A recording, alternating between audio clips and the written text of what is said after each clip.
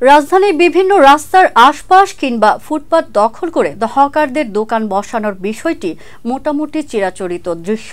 Fascist Awami League সরকার পতনের পর যেন তা আরও ভয়াবহ আকার ধারণ করেছে। এখন তারা আরও এক ধাপ এগিয়ে দখল করে বসেছেন একেবারে মাঝ রাস্তা পর্যন্ত। বাস, প্রাইভেট কার, মোটরসাইকেল ও রিকশা কোনো রকমে রাস্তার এক পাশ দিয়ে চলাচল করছে। ফুটপাতের এই বেহাল দশায় রাজধানীবাসীর জনজীবন চরম দুর্বিষহ। বিস্তারিত থাকছে আমাদের প্রতিনিধি সঞ্জনা সেলিম বর্ষার ডেস্ক রিপোর্টে। বিস্তারিত। ঢাকা মহানগরীর মোট 163 কিলোমিটার ফুটপাতের 66.25% এখন হকারদের দখলে।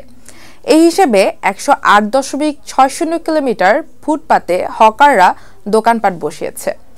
এছাড়া 2289.69 কিলোমিটার সড়কের 572.42 কিলোমিটারেও হকার্স মার্কেট রয়েছে। এমন পরিসংখ্যান খোদ ঢাকা উত্তর ও দক্ষিণ সিটি কর্পোরেশন সংশ্লিষ্টদের।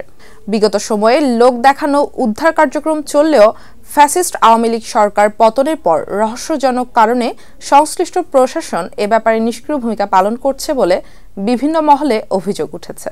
রাজধানীর মিরপুর, গুলিস্তান, কারওয়ান বাজার সহ বেশ কিছু এলাকা ঘুরে দেখা গেছে পথচারীদের হাঁটা চলার জন্য ফুটপাত থাকলেও তা পুরোপুরি হকারদের দখলে চলে গেছে।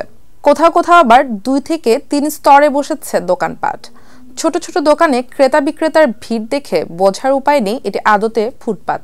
আর মূল রাস্তার উপর ঝুড়ি ও ভ্যান বসিয়ে বিক্রি করা হচ্ছে বিভিন্ন ফল। এ বিষয়ে অধিকাংশ হকার কথা বলতে আগ্রহ প্রকাশ করেননি। অনেকে আবার কথা বলতে বিরক্তি প্রকাশ করেছেন।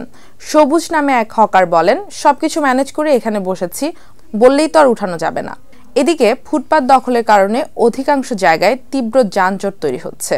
বাস যাত্রী ও সাধারণ পথচারীরা বলছেন, যাচ্ছে তাই অবস্থা কেউ দেখাননি। রাস্তা ও ফুটপাত দখল করায় দুর্ঘটনা, যানজটের পাশাপাশি নগরীর সৌন্দর্যও নষ্ট হচ্ছে। বিগত সময়ে উচ্ছেদ অভিযান চললেও রহস্যজনকভাবে এখন আর সেই তৎপরতা চোখে পড়ে না। ডিএসসিসির প্রধান নির্বাহী কর্মকর্তার সঙ্গে কথা বললে তিনি জানান, রাস্তা দখল করে বা রাস্তার পাশে কেউ বসতে পারবে না।